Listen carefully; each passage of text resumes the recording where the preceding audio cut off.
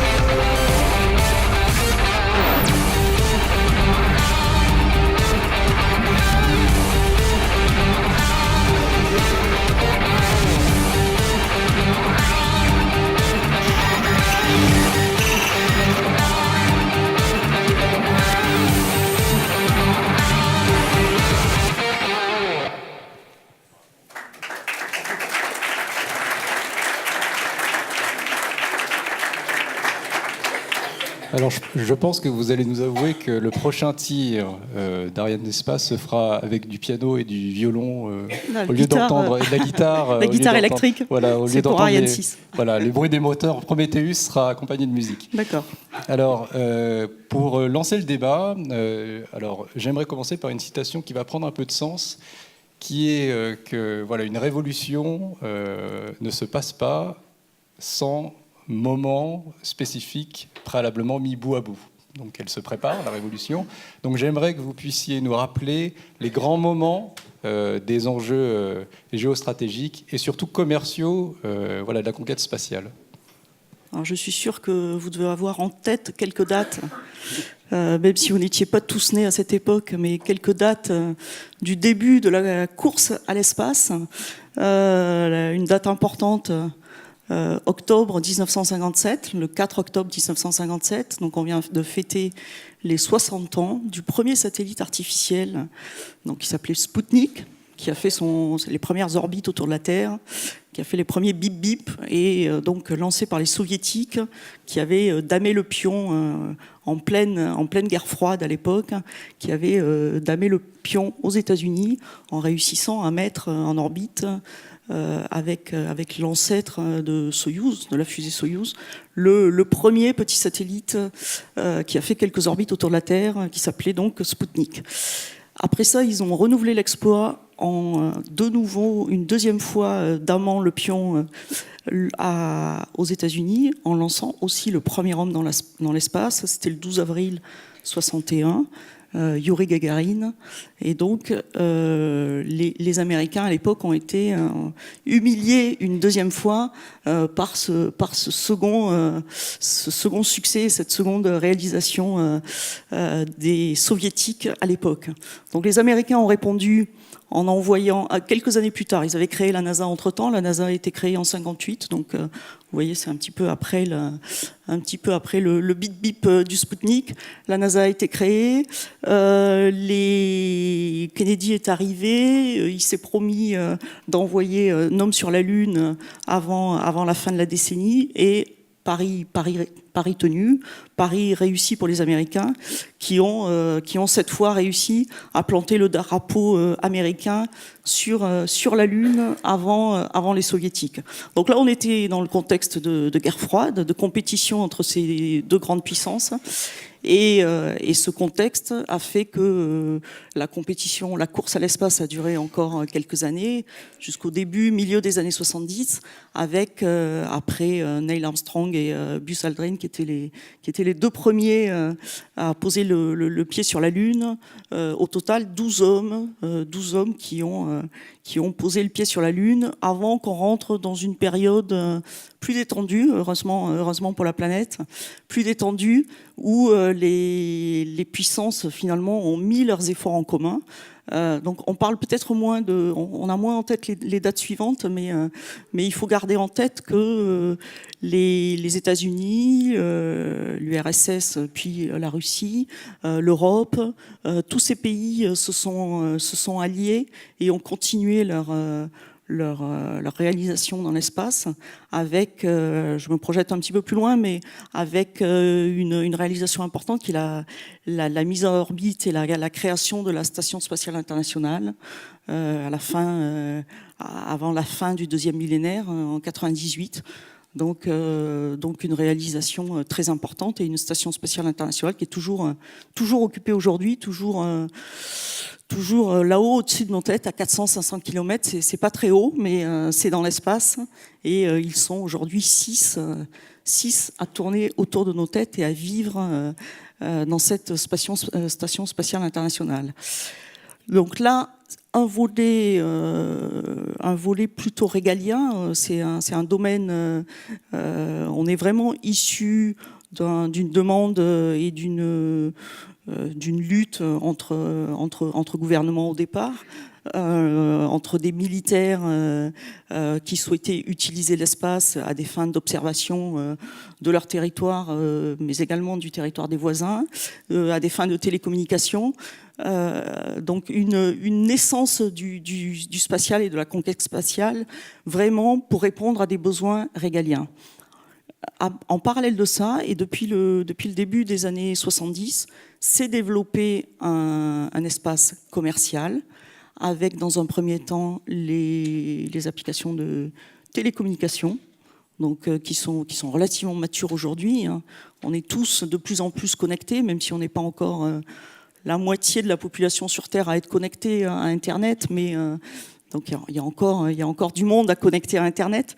Mais on évoquait un chiffre en effet pendant la préparation qui est 50% de la planète n'est pas encore connectée, ce qui est énorme. Oui, exact. Plus de 50% de la planète n'est pas encore connectée aujourd'hui à Internet, effectivement. Et l'intérêt du satellite, parce que tout le monde n'est pas connecté. Je ne sais pas parmi vous combien sont connectés grâce à une parabole au-dessus de leur appartement ou de leur maison. Ce n'est pas forcément le cas le plus fréquent en ville, en particulier en milieu urbain.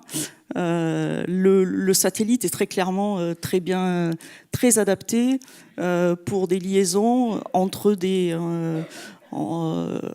sur des zones, ce qu'on appelle les zones blanches aujourd'hui, ou sur des zones pour lesquelles amener un câble dans le passé, une fibre optique aujourd'hui, coûterait relativement cher, alors que le fait de poser une parabole permet d'acquérir tout de suite le signal d'un satellite et d'avoir un accès Internet. Historiquement, le satellite a surtout, dans un premier temps, été utilisé pour des liaisons téléphoniques. C'était avant l'arrivée des câbles sous-marins. Donc les liaisons téléphoniques transocéaniques, entre l'Europe et les États-Unis, entre les États-Unis et l'Asie, le satellite a été très utilisé dans un premier temps pour ces liaisons téléphoniques. Ensuite, on a vu arriver la télévision et le satellite se prête toujours particulièrement bien à la télévision puisqu'il permet de recevoir un signal et ce signal de le relayer sur une surface très importante au sol, sur un nombre de foyers très important. Donc un vrai intérêt du satellite pour relayer un même signal pendant des Jeux Olympiques, pendant des événements importants comme le Super Bowl aux États-Unis, qui est suivi par plus de 100 millions de personnes, plus de 100 millions d'Américains. Pour ces événements très importants, avoir de la capacité, savoir compléter les fils qui sont au sol pour amener encore plus de capacité vers les différents foyers qui suivent l'événement, c'est très important et c'est clairement un des rôles du satellite, ce qu'on appelle nous le broadcast, avec la télévision direct to home. Depuis le milieu des années 2000, on voit aussi arriver de plus en plus l'utilisation du satellite pour ce qu'on appelle le broadband, donc l'accès Internet. Donc l'accès Internet que vous connaissez tous, la visualisation de vidéos en ligne, la visualisation d'informations, avec des moyens qui viennent de satellites, qui viennent compléter les moyens terrestres et les infrastructures terrestres qui n'existent pas encore partout aujourd'hui. Peut-être un petit peu, je suis peut-être un peu longue là, Luxembourg, non ça va. Un petit point que je peux aussi signaler, c'est que là, quand je parle du satellite, je ne veux pas être trop technique, mais sur les orbites, on voit que l'exploration, elle s'est faite vers l'orbite basse avec la Station spatiale internationale. L'envoi de l'homme dans l'espace, il s'est fait vers cette Station spatiale internationale qui tourne à 400-500 km au-dessus de nos têtes. La Lune, c'est effectivement beaucoup plus loin. On est à 380 000 kilomètres à peu près de la Terre, donc c'est déjà une dimension beaucoup plus très différente. Entre les deux, une orbite qui est très importante pour nous, c'est l'orbite géostationnaire, donc au-dessus de l'équateur, l'arc géostationnaire, qui permet aux satellites de tourner à la même vitesse que la Terre. Donc pour toutes ces applications, dans un premier temps en tout cas, on verra après que c'est en train de changer, mais dans un premier temps, nos clients, les opérateurs de satellites, utilisent toujours principalement cet arc géostationnaire, donc en posant un satellite à 36 000 km au-dessus de l'équateur, il tourne à la même vitesse que la Terre, donc une parabole au sol voit toujours le satellite immobile et permet de récupérer le signal des satellites. Et ça, cette idée d'utiliser cet arc géostationnaire à 36 000 km comme relais de données et de se dire que le fait qu'il soit immobile, qu'un objet posé à cet endroit-là soit immobile vu du sol, c'est finalement une idée qui date de l'après-guerre, qui date de 1945, qui avait été, pour la petite histoire, qui avait été expliquée et présentée par un auteur anglais que vous devez connaître, Arthur C. Clarke, Sir Arthur C. Clarke, puisqu'il a été anobli, et qui est l'auteur du roman 2001, l'Odyssée de l'espace, qui avait écrit en 68. Donc il y a déjà, c'était vraiment au tout début de la conquête spatiale, après 10 ans de conquête spatiale, ce fameux livre 2001, l'Odyssée de l'espace, qui a donné lieu au film de Stanley Kubrick, sorti aussi en 68, 2001, l'Odyssée de l'espace. On a parlé des usages broadband, ce qui me permet de faire une transition. Et là, je vais citer une phrase de Stéphane Israël. Donc Stéphane Israël, c'est le numéro 1. Vous êtes la numéro 2, donc je pense que vous serez alignés. Forcément. Donc pour reprendre... Je ne connais pas propos, la phrase, mais j'attends avec impatience. Donc ce n'est pas forcément que la concurrence qui fait bouger les lignes, mais c'est aussi le marché, donc les usages. Donc sur les usages, la question que j'aurais, c'est est-ce que vous pouvez nous décrire quels sont les grands types d'usages et aujourd'hui quel est le poids? Est-ce qu'il y a une croissance d'un usage par rapport à un autre? Oui, alors j'ai déjà parlé effectivement des télécommunications, de l'observation de la Terre. On les classe en deux grandes catégories. Une première catégorie qui est l'utilisation du satellite pour le bien-être de l'humanité, mais sur Terre. Donc les satellites qui sont tournés vers la Terre et qui vont nous permettre d'améliorer notre vie au quotidien sur la Terre. Parmi ces applications, la plus mature, les télécommunications. Donc c'est aujourd'hui la première application, et ça reste la première application en termes de business, en termes de marché. On le verra tout à l'heure, c'est une application qui est en train de se renouveler, mais ça reste très clairement la première application des satellites, la plupart des satellites qu'on lance aujourd'hui dans le monde.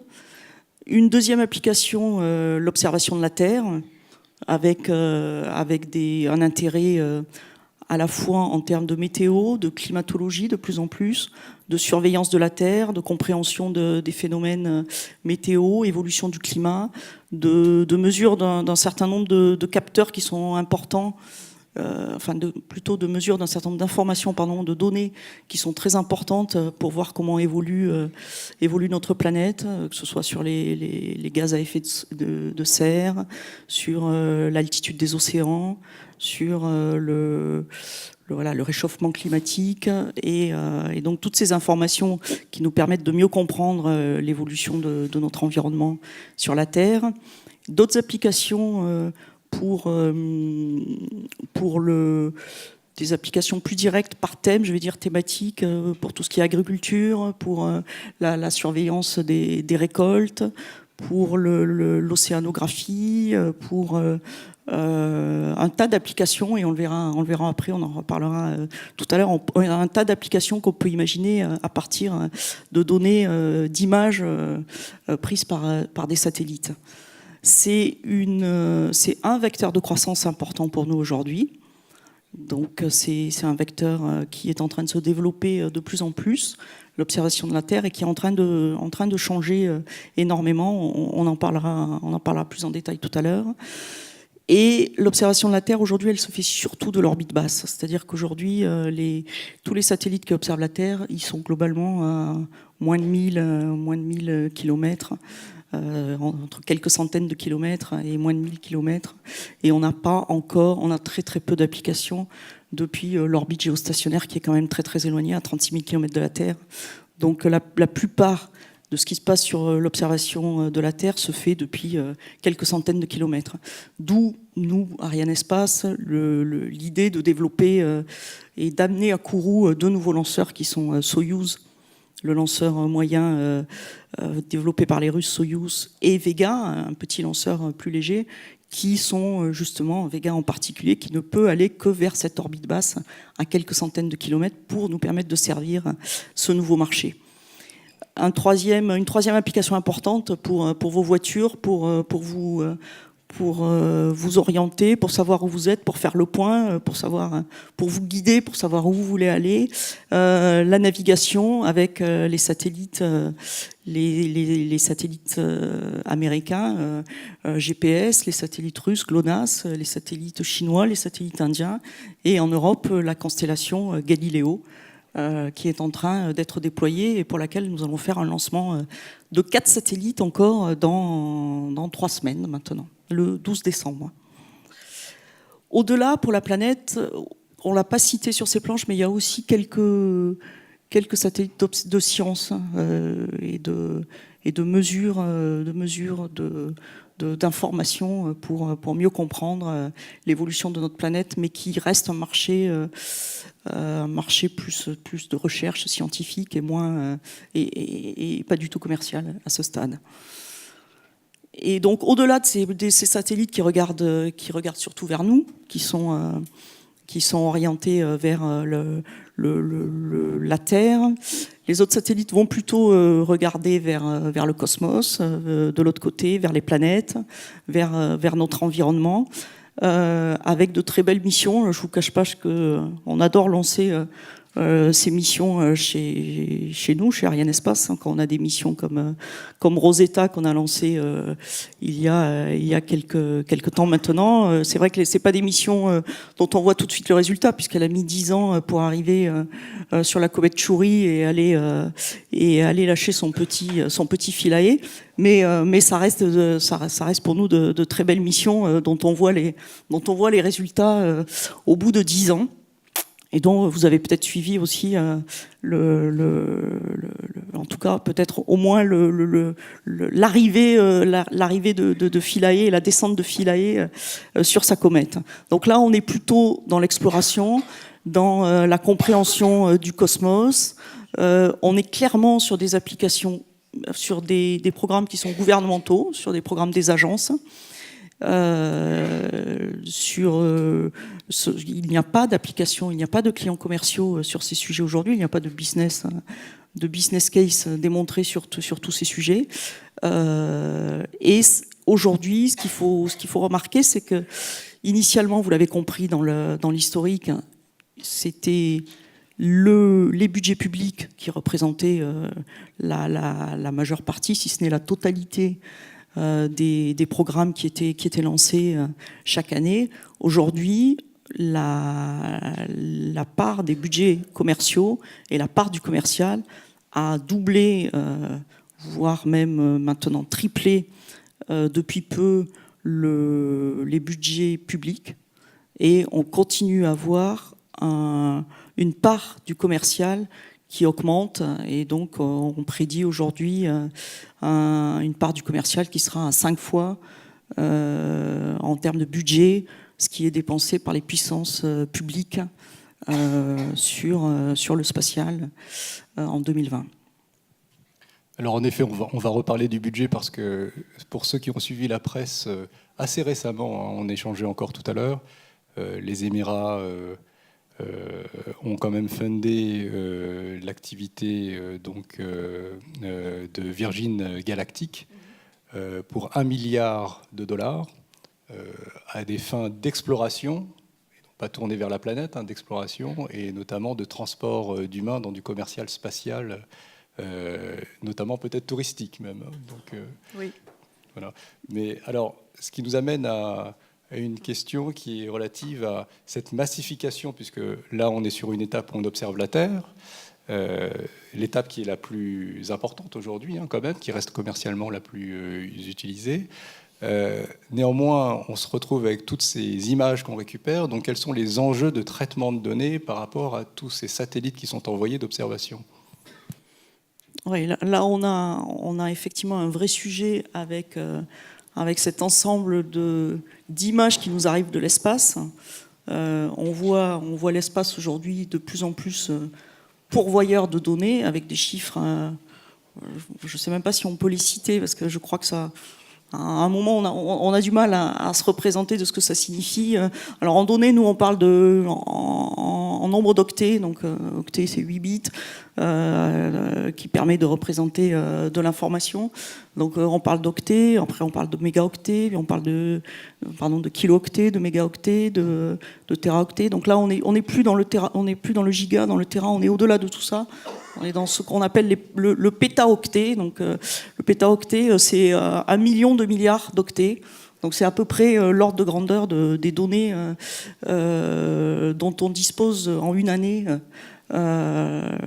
sur l'observation qui viennent de l'espace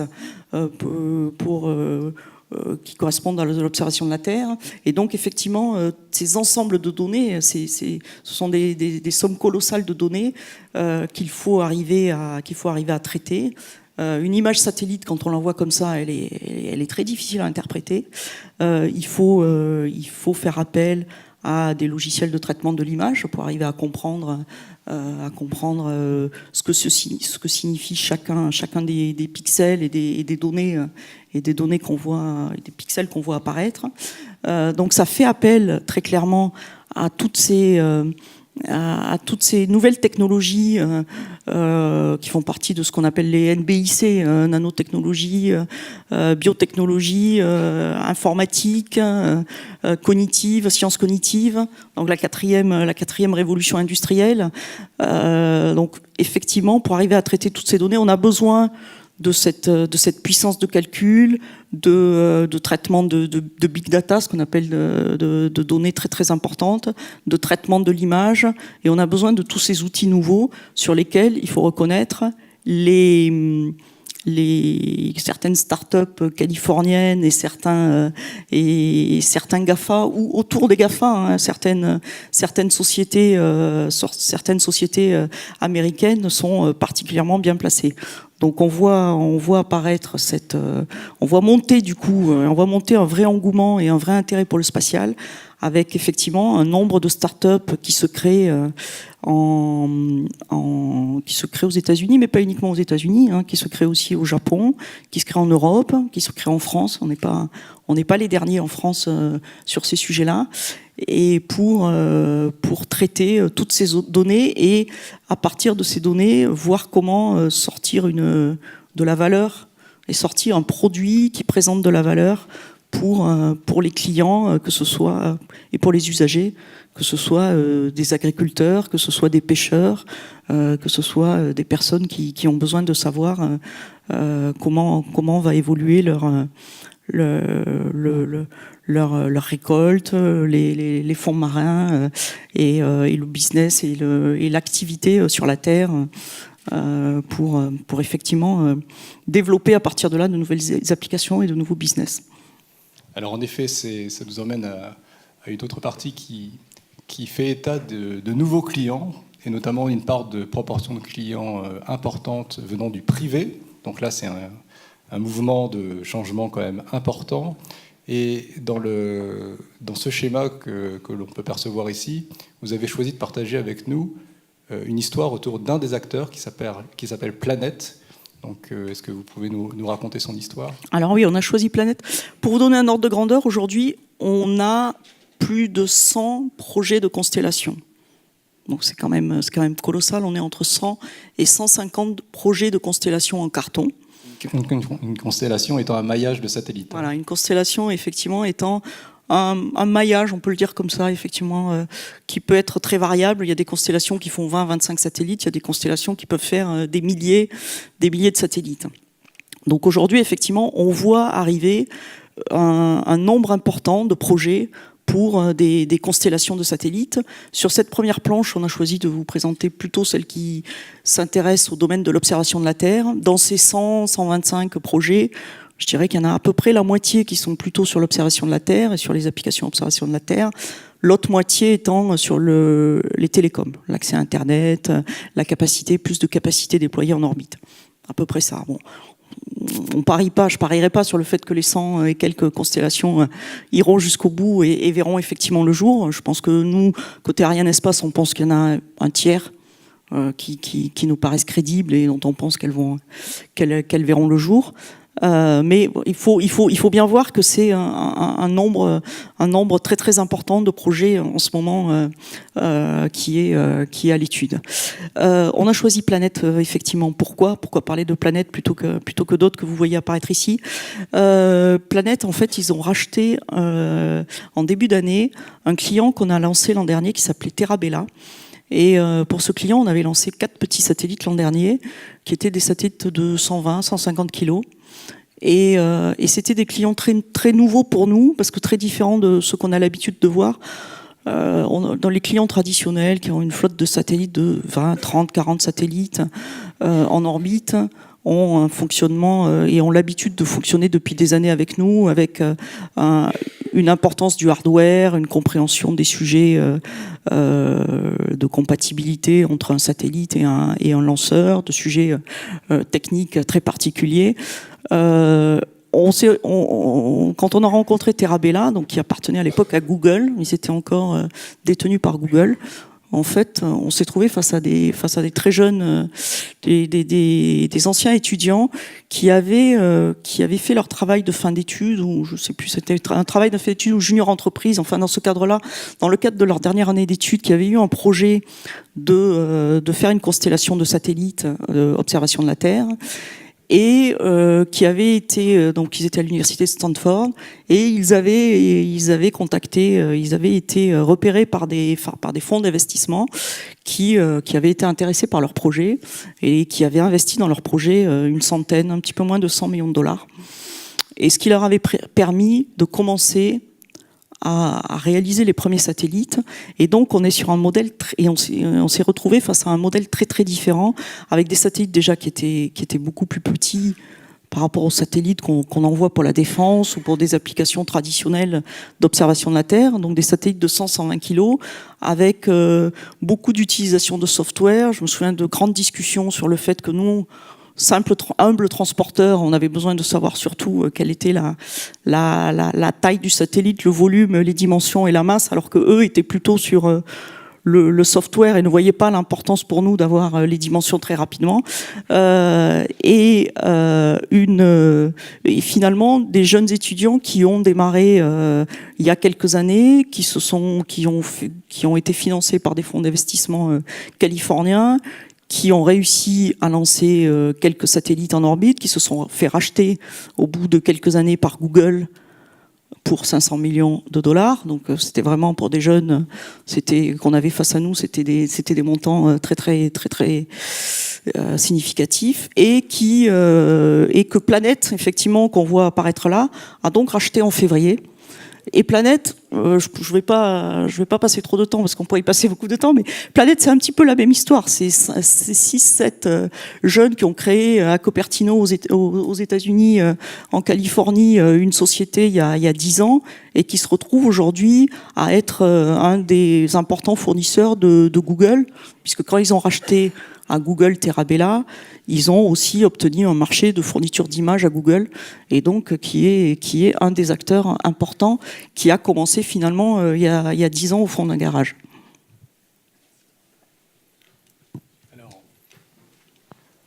Alors ici, on est un peu impressionné par les chiffres, parce que on a parlé, donc maintenant on sait ce que c'est qu'une constellation, hein, on peut utiliser le terme maillage si vous le permettez, hein, de satellites.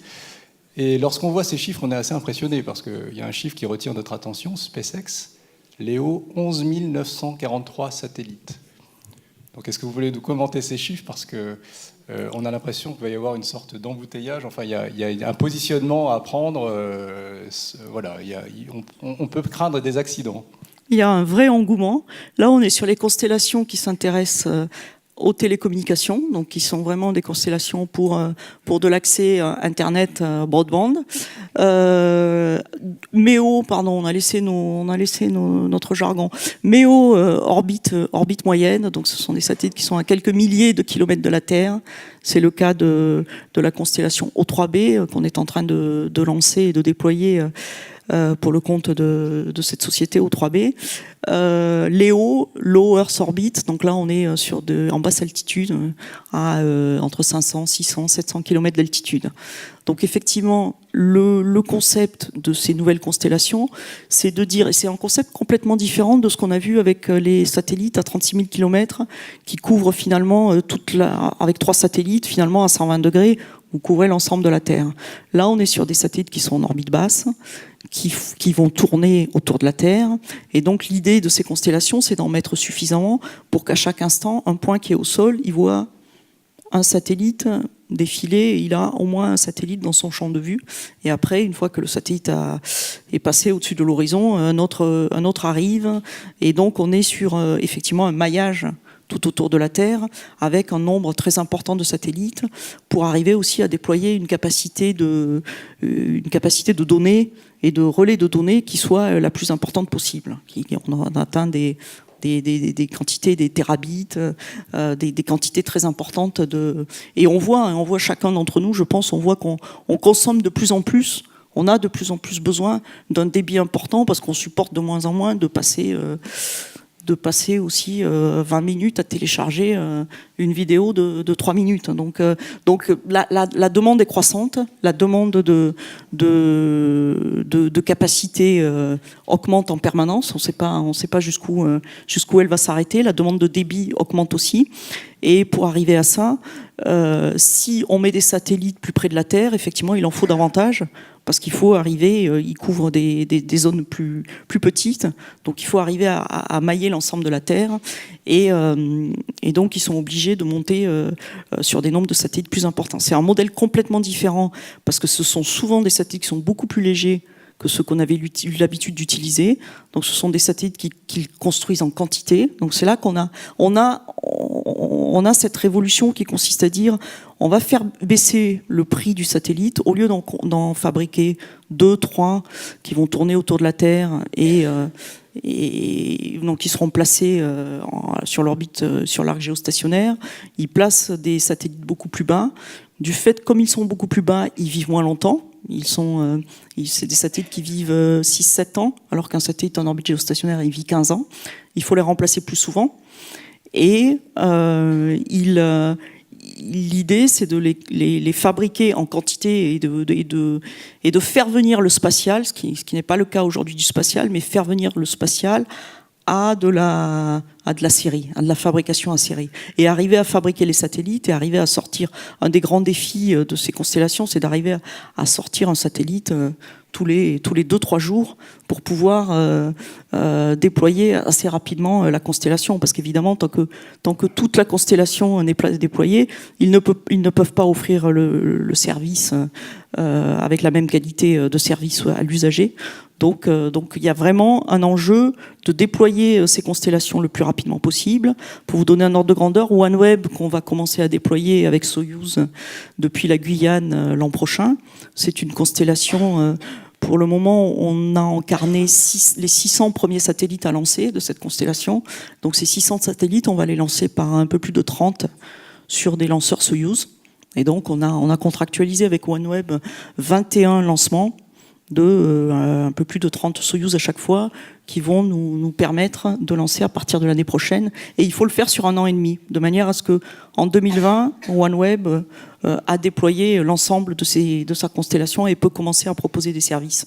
Et c'est important pour OneWeb d'être les premiers, parce qu'effectivement, ils voient qu'ils ont un concurrent pas loin qui est sûrement peut-être plus solide encore que financièrement qu'eux, même si OneWeb est très soutenu par un opérateur japonais qui s'appelle SoftBank. SoftBank, oui. Qui a investi 1 milliard dans cette constellation et qui attend avec impatience le déploiement de cette constellation.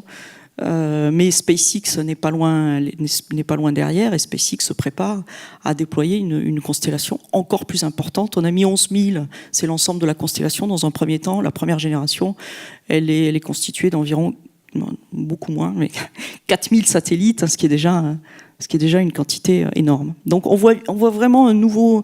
c'est dans ce sens qu'on parle de révolution du spatial, un nouveau modèle qui arrive avec une fabrication en masse plus proche des volumes qu'on peut voir peut-être sur les avions que ce qu'on voyait sur les satellites depuis les débuts de la conquête spatiale. Alors en effet, une massification de la production, donc une massification de la demande pour trouver des tirs de plus en plus fréquents. Et donc ça nous amène à remettre en cause un peu le modèle de tir aujourd'hui, parce qu'aujourd'hui Arianespace c'est 12 tirs par an, par mois, ce qui est déjà une cadence assez importante. Donc comment répondre aux nouveaux enjeux ? Alors vous l'avez vu dans le film du début, on se prépare avec Ariane 6 et on prépare Ariane 6 pour 2020, donc le 16 juillet 2020. C'est la date de lancement pour la première Ariane 6. Et ce qui est intéressant de voir sur cette planche, c'est que vous voyez que tous les acteurs sont en train de préparer un nouveau lanceur. C'est-à-dire que le paysage des lanceurs pour la prochaine décennie sera complètement différent de ce qu'il est aujourd'hui. Et pour la première fois, on aura un nombre de lanceurs très très important. C'est la première fois qu'on a autant de projets en préparation et en plus là on vous a pas mis sur cette planche des projets les plus je vais pas dire les plus exotiques mais les plus particuliers du style si vous avez entendu parler je pourrais prendre des projets aéroportés par exemple de le projet Stratolaunch du cofondateur de Microsoft dont le nom va me revenir, Paul Allen. Donc Paul Allen qui a un projet de mettre deux Boeing accrochés et de lancer le lanceur depuis accroché au-dessous de ces deux Boeing et de manière à s'affranchir de l'attraction de la Terre, en tout cas à faire la partie initiale du vol par ces deux avions.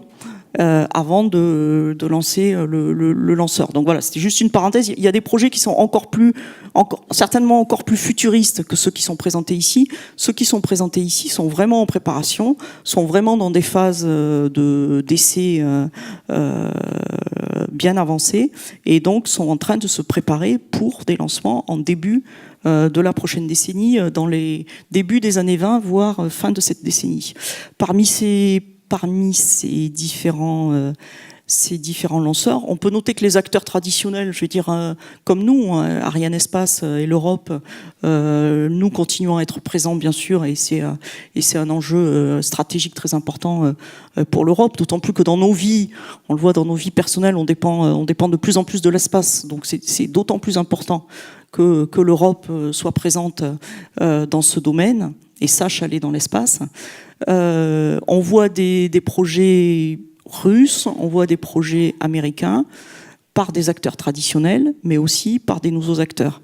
Les deux gros lanceurs que vous voyez ici, celui qui dépasse à droite, qui est le New Glenn, qui est un projet de Jeff Bezos, initié donc par le créateur d'Amazon.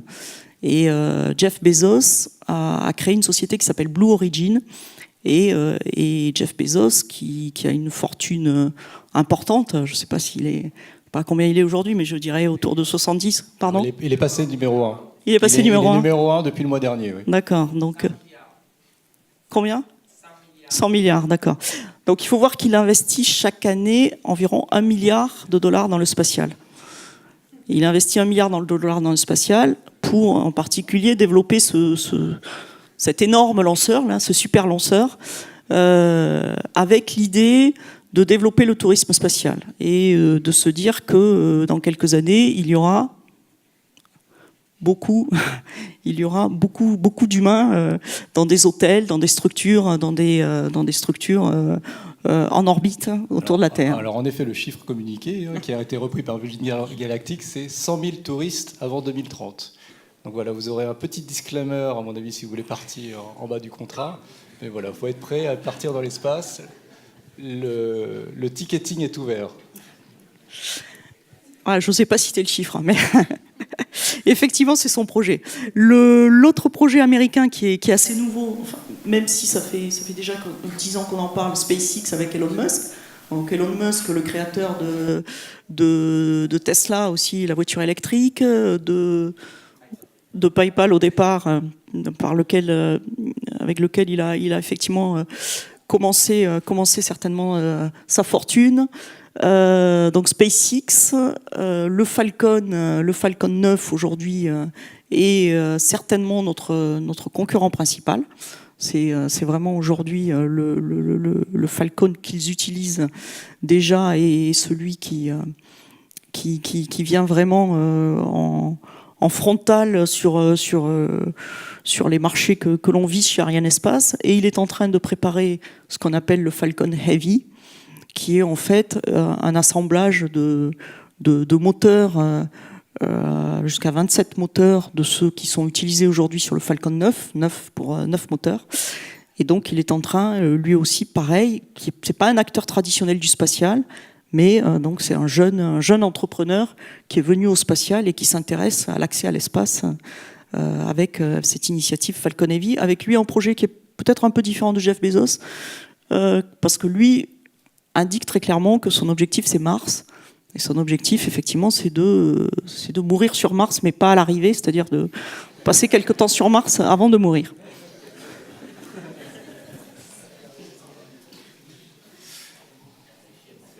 Alors, oui, une image qui paraît peut-être surprenante. Bon, la probabilité de tomber dans l'océan est forte, donc je vous invite déjà à vous équiper aussi pour aller récupérer cette pépite. Mais est-ce une réalité, l'or spatial On nous a dit qu'on avait surtout des financiers. Vous nous avez dit que vous étiez principalement des financiers, donc on a voulu vous séduire avec cette image. Le ROI apparaît. Cela étant, nous ne sommes pas complètement convaincus par donc le sujet, ce sont les astéroïdes, l'exploitation de ces astéroïdes. Premier point, qu'est-ce qui constitue exactement ces astéroïdes aujourd'hui? On ne le sait pas.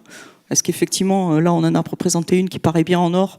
On peut penser que c'est plutôt du fer ou du nickel qu'on va trouver à l'intérieur de ces astéroïdes. Aller chercher de l'or ou un métal dans ces astéroïdes pour les ramener sur Terre, ça coûterait très très cher, éminemment cher. Donc on sent bien qu'il n'y a pas un intérêt très important. Ce qu'on voit en revanche, c'est que le coût de s'extraire de la Terre et le coût de l'accès à l'espace est encore très important. Et s'affranchir ou faire une partie, ou pouvoir partir de plus loin, pouvoir utiliser des ressources en orbite pour construire quelque chose, pour amener des ergols et s'éviter de devoir à chaque fois partir de la Terre pour aller vers un point du cosmos quel qu'il soit, on pense que ce serait vraiment un scénario de rupture, effectivement, pour diminuer ce coût à l'espace. Mais aujourd'hui, on n'en est pas encore là.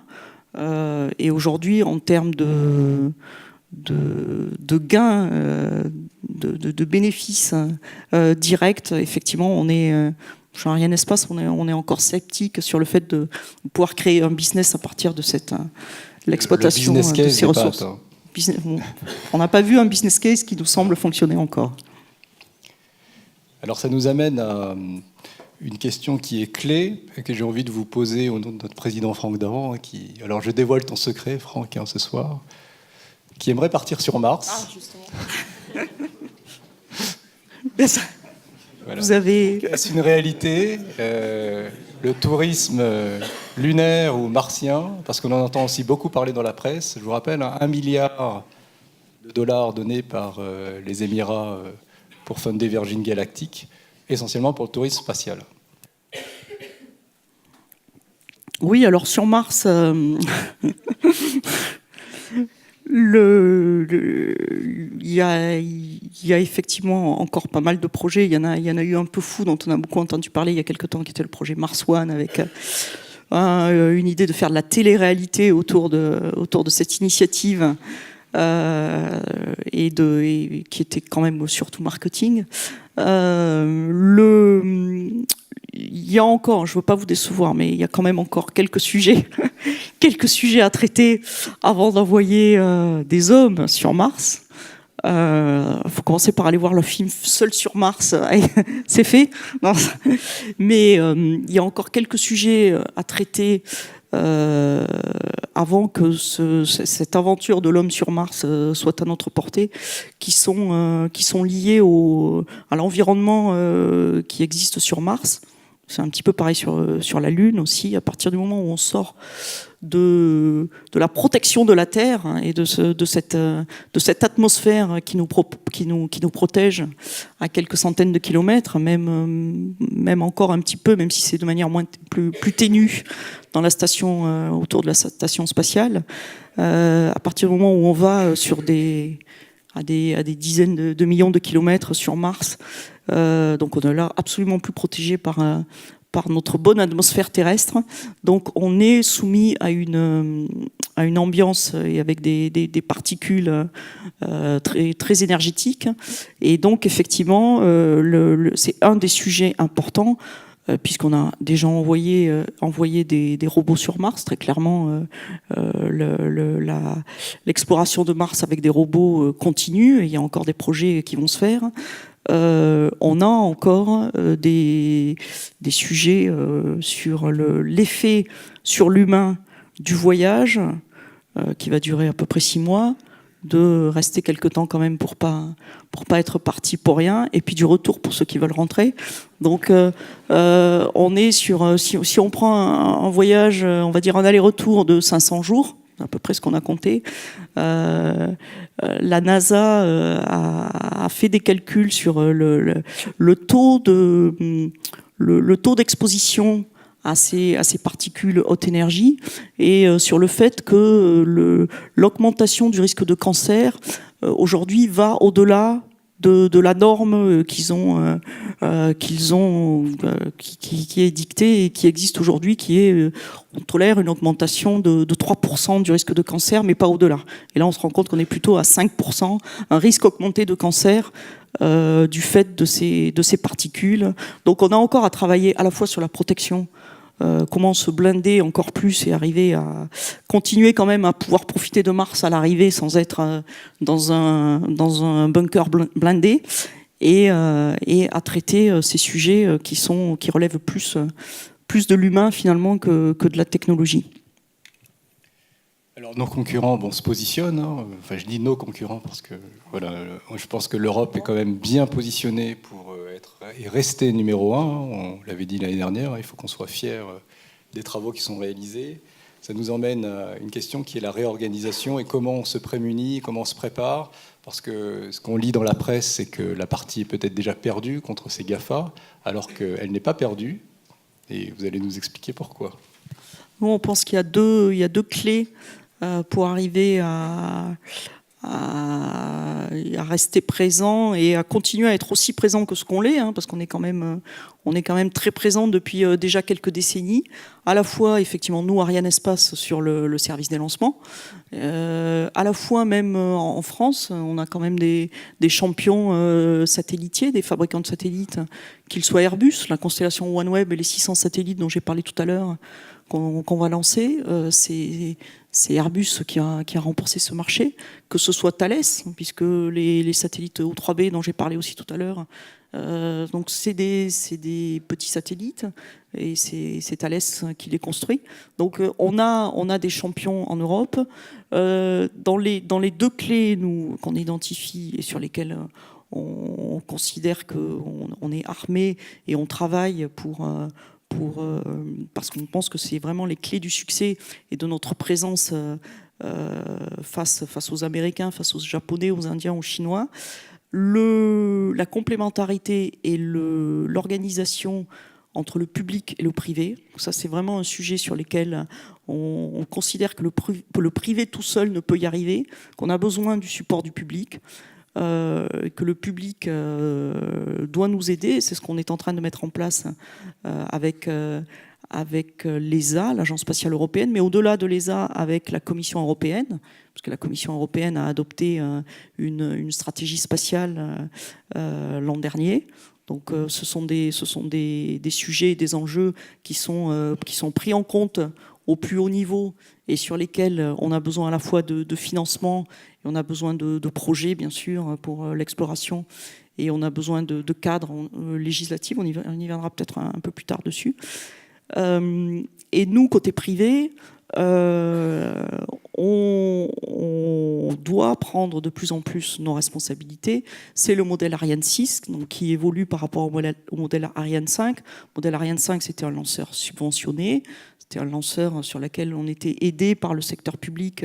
Chaque année, Ariane Espace, et on est toujours aidé par le secteur public, par chacun d'entre vous, pour équilibrer nos comptes à la fin de l'année. Ariane 6, c'est un modèle différent. C'est un modèle où l'exploitation sera équilibrée. Et c'est un modèle dans lequel le développement n'est pas complètement payé par le secteur public. Ça, c'est aussi une nouveauté, c'est-à-dire que jusqu'ici, c'était les agences spatiales qui payaient complètement le développement de ces nouveaux lanceurs. C'est des milliards d'investissements. Aujourd'hui, la nouveauté, c'est qu'on investit et on co-investit avec le secteur public. Donc, il y a vraiment un partenariat public-privé qui se met en place. Et ça, c'est vraiment la première clé de cette réussite.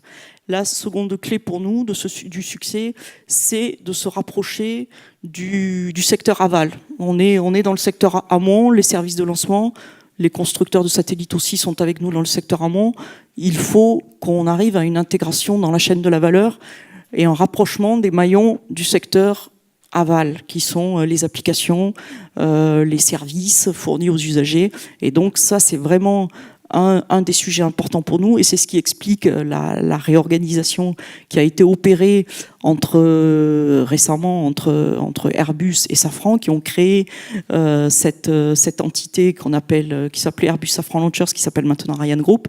Donc qui ont concentré toutes leurs équipes de motoristes, de lanceurs, de systémiers, tous ceux qui savent fabriquer des lanceurs, et qui ont maintenant 74%, qui détiennent 74% du capital d'Ariane Espace. Et donc l'idée, c'est vraiment de mieux comprendre le marché et de mieux amener les exigences des usagers jusqu'aux lanceurs, et de mieux comprendre comment on peut, sur toute la chaîne de la valeur, mieux s'intégrer et arriver à offrir un service aux usagers qui soit encore optimisé. Au-delà de ça, sur un plan plus technologique, on développe, nous, donc deux lanceurs et deux successeurs à Vega aujourd'hui et à Ariane 5 aujourd'hui, qui sont Vega C, qui donnera plus de masse, plus de volume, et Ariane 6, dont vous avez vu le film au début. Avec des technologies aussi, avec de l'impression 3D, avec ce qu'on appelle l'industrie 4.0, avec des nouvelles manières de concevoir le lanceur, de le développer et de le fabriquer ensuite. Alors, on va répondre aussi à une question qui est l'utilisation par nos concurrents, la réutilisation de certains composants par nos concurrents. Et là, vous avez un projet dont le nom est Adeline, qui n'est pas forcément connu du grand public. Vous pouvez nous le commenter ? Alors, le projet Adeline, c'est un projet effectivement qui est développé avec Ariane Group. C'est un concept un peu différent de celui de SpaceX, qui consiste à se dire que le coût dans un étage, le coût de l'étage est surtout représenté par le moteur, toute la partie propulsion. Donc en revanche, tout ce qui prend de la place au-dessus, qui est les réservoirs, en fait, les réservoirs avec tous les ergols, les centaines de tonnes d'ergols qui sont à l'intérieur de ce réservoir, n'est pas la partie... L'ergol est ou du liquide, ça dépend. Oui, ça dépend. Là, dans ce cas-là, c'est plutôt des ergols liquides. Alors nous, en Europe, on est particulièrement fort sur les ergols oxygène liquide, hydrogène liquide. Donc on met ensemble pour créer cette poussée à la sortie de la tuyère et qui va, par réaction, soulever et propulser le lanceur. Donc effectivement, les réservoirs qui contiennent ces centaines de tonnes d'oxygène liquide et d'hydrogène liquide, ce sont que des structures. Ce n'est pas la partie la plus chère du lanceur. Ce qui est plus cher, c'est toute la partie qui est autour du moteur, le système propulsif, les vannes, les tuyères. Donc l'idée de ce projet, c'est effectivement de faire revenir, de détacher le moteur de ces grands réservoirs et de ces grands bidons, je veux dire, qui sont au-dessus et qui sont pas ceux qui coûtent le plus cher. Donc de faire cette séparation entre les bidons et la partie chère de la propulsion, et de faire revenir en faisant atterrir avec une sortie d'hélice la partie propulsion, de manière à pouvoir la réutiliser et la récupérer et la réutiliser en vol. Voilà, c'est un projet, c'est pour vous montrer un projet sur lequel on travaille. Le moteur Prometheus, c'est un autre projet qui consiste à dire l'hydrogène liquide, il faut qu'il soit très très froid pour rester liquide. C'est vraiment des températures très très froides, ça nous oblige à travailler sur les matériaux, à avoir des conditions de mise en œuvre un peu compliquées. Donc Prometheus, un des sujets, c'est de se dire on va remplacer l'hydrogène liquide par du méthane liquide, qui est à peu près à la même température on va remplacer l'hydrogène liquide, pardon, je sais plus ce que j'ai dit, par du méthane liquide, qui est à peu près à la même température que l'oxygène liquide, et ça va nous permettre de simplifier la conception et de simplifier ou d'utiliser les mêmes éléments pour un ergol que pour l'autre. Voilà, donc ça c'est tous les sujets d'innovation, tous les sujets sur lesquels on travaille pour voir comment encore une fois, baisser le coût de l'accès à l'espace, parce que c'est un enjeu très important de voir comment arriver à baisser ce coût de l'accès à l'espace, parce que c'est uniquement à ce prix-là qu'on arrivera à développer tous les projets dont on vous a parlé tout à l'heure. On comprend bien que cette baisse de coût est importante aussi pour les concurrents, ce qui va augmenter la fréquence de tir, ce qui va augmenter potentiellement via les usages nouveaux une demande. Et donc, on approche de la conclusion. On a échangé dans la préparation autour de ce qu'on appellerait un cadre législatif. Est-ce que vous pouvez nous donner une vision de quel serait le besoin de ce cadre ? Pourquoi a-t-on besoin d'un cadre législatif européen et international pour gérer ces tirs ?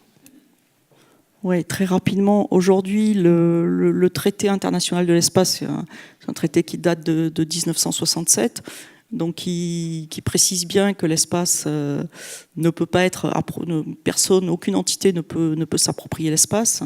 L'accès à l'espace est libre, même si il y a un certain nombre d'organismes pour s'assurer que ce ne soit pas l'anarchie totale dans l'espace. Mais donc ce traité date de 1967, ce qui est assez ancien. Il y a eu au moment de la commercialisation de l'espace un cadre qui a été mis en place pour permettre effectivement l'utilisation de l'espace pour des activités de télécommunication, celles qu'on a citées tout à l'heure. Aujourd'hui, effectivement, la question se pose et certains sont déjà avancés sur ces sujets-là, de l'utilisation de l'espace et d'encadrer ce business pour être sûr que ce ne soit pas laissé au privé. C'est-à-dire que n'importe quel privé ne puisse pas demain s'arroger quelques mètres carrés sur la Lune ou ailleurs et l'exploiter et en faire un commerce. Donc là, il y a des vrais sujets de législation à mettre en place. On voit que en novembre 2015, les États-Unis ont mis en place un acte qui permet, le US Space Act, qui permet déjà d'utiliser les ressources de l'espace. Le Luxembourg est très actif aussi là-dessus en proposant un cadre pour les sociétés qui aimeraient développer ce business. Donc il est effectivement urgent que tous les pays arrivent à cadrer tout cela pour éviter que ça devienne que ce soit laissé au privé. Et au-delà de ça, on n'en parle pas trop sur cette planche, mais au-delà de ça, se posent aussi toutes les questions d'éthique, de cadre législatif pour certains privés qui pourraient avoir l'intention de proposer un aller simple sur Mars ou dans quelle mesure la sphère publique peut laisser se faire, ou peut autoriser le privé à à lancer de telles initiatives avec juste les personnes qui signeraient des papiers pour dire je signe une décharge, je suis prêt à aller mourir sur Mars. Voilà, il y a toutes ces questions d'éthique, on n'a pas le temps de rentrer dans ces questions-là, mais il y a toutes ces questions d'éthique qui se posent et dont il faut que la sphère publique s'empare. Ça pourrait être lié avec des contrats en déshérence chez nous, dans notre métier, un aller simple vers Mars. Alors, ce qui nous emmène vraiment à une question qui est fréquence de tir qui augmente, massification, constellation de satellites, 11 000 satellites en constellation pour un acteur du privé. Là, l'image est assez parlante. Hein. Donc, comment gérer cet environnement qui va être relativement pollué ? Oui, alors aujourd'hui, on a des règles déjà pour laisser le minimum de débris en orbite. Hein. Nous, sur Ariane 5, Ariane 6, Soyuz, Vega, clairement, on doit faire des séparations propres, on ne doit pas séparer des boulons, on ne doit pas laisser des étages trop longtemps dériver en orbite, mais c'est une vraie question. Aujourd'hui, il y a beaucoup, des centaines de milliers d'objets qui tournent autour de la Terre. Ils sont surveillés par les Américains aujourd'hui et on fait des manœuvres, les satellites doivent faire des manœuvres pour éviter, et la station spatiale aussi doit faire des manœuvres quand effectivement on se rend compte qu'il y a un objet qui pourrait lui créer une difficulté. Pour ceux qui n'ont pas encore vu Gravity, donc il faut éviter Gravity, voilà. Aujourd'hui, prévoir, donc il y a une législation qui prévoit que les satellites doivent garder un peu d'ergol pour se désorbiter, mais cette législation n'est pas dans tous les pays. Donc on n'a pas une législation, on n'a pas une obligation mondiale et on n'a pas encore réussi à mettre en place une juridiction qui oblige et qui soit claire sur les règles de libération de l'orbite et de nettoyage de l'orbite. On a une loi spatiale, on a une loi aux États-Unis, on a des lois dans certains pays, pas dans tous. Donc il faut absolument arriver à se mettre d'accord sur ces sujets-là tous ensemble et il faut peut-être se demander effectivement comment payer ou comment mettre en place une poubelle de l'espace pour nettoyer. Et on peut penser qu'en 2030, si on se projette en 2030, on peut espérer qu'en 2030, et il y a des projets aujourd'hui qui travaillent sur comment mettre des filets, comment aller chercher tous ces objets, parce que avec toutes les constellations qui arrivent et les réseaux qui vont se développer, il faut faire en sorte que l'orbite ne soit pas encombrée, pas trop encombrée par des débris qui ne servent plus à rien. Eh bien, merci. Je rappelle une date pour tout le monde que vous avez citée, le prochain tir. Le prochain tir, c'est le 12 décembre. Le 12 décembre. Donc, c'est un tir Vega, c'est ça ? C'est un tir Ariane 5. Ariane 5. Cette fois-ci, c'est Ariane 5 Galileo. Galileo qui va compléter, la constellation. Voilà, Galileo. 4 Galileo de plus. Alors, je pense qu'on a un tout petit peu de temps pour des questions. Je regarde les timekeepers. On va accepter 2 questions avant de pouvoir passer encore un petit moment ensemble autour d'un cocktail. Donc, voilà, qui veut se lancer ? Celui qui se lance gagnera un voyage sur Mars. Un aller-retour. Un aller-retour. Retour. Oui, bonsoir madame. Donc on voit que vous avez des concurrents, que vous êtes dans un univers de plus en plus concurrentiel et pas étatique. On a souvent l'habitude de poser comme question dans le business, quel est votre USP, c'est-à-dire votre Unique Selling Proposition chez Ariane Espace? Alors, clairement, la fiabilité, c'est on a, et on le voit à chaque fois qu'on discute avec les assureurs du spatial, on a un niveau de fiabilité sur nos lanceurs qui est inégalé et qui permet du coup, qui est très apprécié des assureurs du spatial. Donc ça, Ça c'est notre, je pense que c'est peut-être notre proposition de valeur, la première aujourd'hui. Ensuite, on a une gamme, ce que n'ont pas, je l'ai peut-être pas suffisamment détaillé, mais ce que n'ont pas nos concurrents. On a une gamme aujourd'hui avec Ariane 5, Soyuz, Vega. On aura demain une gamme avec Vega C, et vous l'avez peut-être vu rapidement, Ariane 6, il y a 2 versions, Ariane 62, Ariane 64. Donc ça nous permet, dans le cas des constellations en particulier, de savoir utiliser les 3 lanceurs pour déployer de manière optimisée l'ensemble du réseau. Parce que souvent ils vont vouloir aller sur des plans différents, ils vont vouloir remettre à un moment donné pour regarnir un plan parce qu'il y a 2-3 satellites qui sont tombés en orbite, qui sont tombés en panne ou qui ont eu un problème. Donc le fait de pouvoir faire une proposition en s'appuyant sur cette gamme, ça nous permet vraiment de viser ces constellations de manière efficace. Alors, nous avons déjà un aller-retour sur Mars. Je pense que David, ton équipe va être contente. Bon, bonsoir. Je tiens à y aller aussi. Moi, j'avais juste une question toute bête. Vous avez parlé de constellations de 11 000 satellites.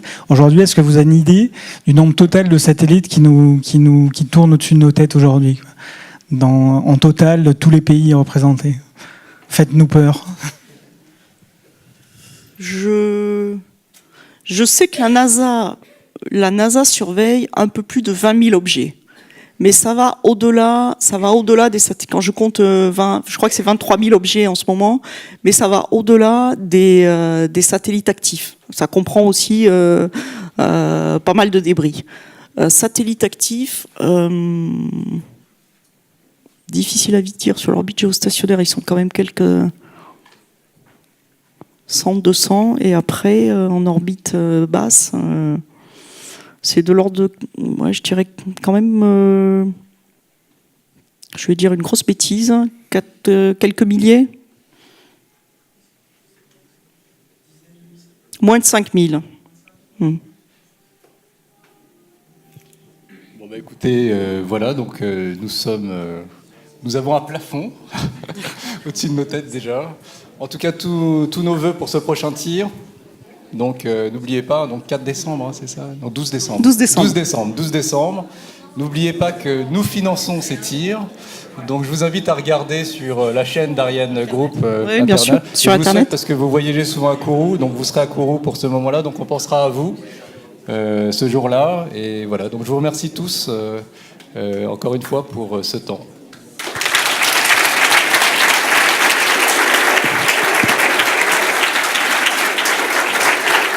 Merci Luce.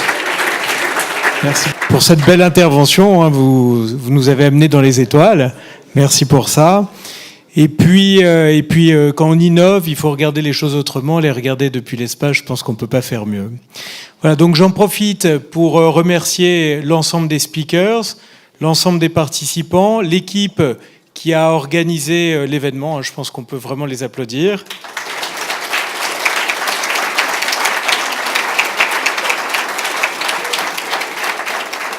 Et puis, bien sûr, nos partenaires et sponsors. Voilà, donc ça a été une journée dense, un programme de 60 pages, donc personne n'a été effrayé dès ce matin, mais bon, il était quand même très important. 12 heures passées ensemble, et puis 500 badges distribués, donc vraiment merci pour votre présence, et puis merci pour la bonne œuvre. Je vous rappelle que le temps total de présence a été chronométré, qu'on va convertir ces temps de présence, ces temps de parole en euros, et qu'on va faire un don à l'association ASB en votre nom pour soutenir les plus défavorisés. Voilà, donc bravo à tous. Merci vraiment et bravo à tous. Voilà, une journée dense. Néanmoins, il y a certains thèmes qui sont revenus, donc en particulier la notion d'usage, de cas d'usage. Donc je pense que c'est une nouvelle inflexion. On rentre dans une période où plus que jamais, l'innovation va être tournée vers le client et la création de valeur. Donc c'est ce qu'on va continuer à surveiller. Je vous donne d'ores et déjà rendez-vous très bientôt. Dès le début d'année, on va publier notre Year Ahead. Nos labs sont à votre disposition. Vous pouvez nous suivre sur LinkedIn, sur Twitter, sur notre chaîne YouTube. Et puis bien sûr, n'hésitez pas à faire appel à nous pour gérer vos projets. Voilà, donc après l'effort, le réconfort, j'ai entendu déjà quelques notes de musique. Donc voilà, on va continuer en jazz autour d'un cocktail. Je vous souhaite une excellente soirée en notre compagnie et merci.